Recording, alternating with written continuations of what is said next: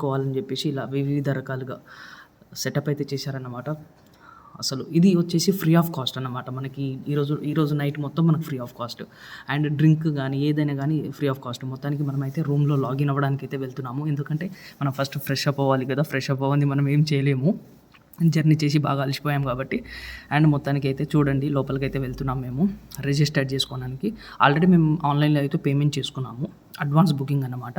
ఆన్లైన్లో పేమెంట్ చేసుకున్న తర్వాత మనం అక్కడికి వెళ్ళి మన కీస్ అవన్నీ తీసుకోవాలి. సో అది వచ్చేసి రిసెప్షనిస్ట్ ఆయనతో మాట్లాడుతున్నాం. ఇలా మా అకౌంట్ ద్వారా పేమెంట్ చేసుకున్నాం అది ఇది అని చెప్పేసిన తర్వాత అతను కూడా చెక్ చేసుకున్నాడు. చెక్ చేసుకున్న తర్వాత మొత్తం అయితే డీటెయిల్స్ అన్నీ చెక్ చేసుకున్న తర్వాత అతను కొన్ని రూల్స్ అండ్ రెగ్యులేషన్స్ ఉంటాయి కదా చెప్తున్నాడు. చెప్పేసింది అయిపోయింది. అయితే మొత్తానికి అయితే చూడండి, బయట అయితే ఆ మిడిల్లో కనిపిస్తుంది కదా, అదే మన పబ్ నైట్. ఈరోజు మనం డిస్కో అదే ఇటు వచ్చేసి మన హాస్టల్స్ రూమ్స్ అన్నమాట. అంటే ఇక్కడ ఏంటిదంటే మనకు 8 షేరింగ్స్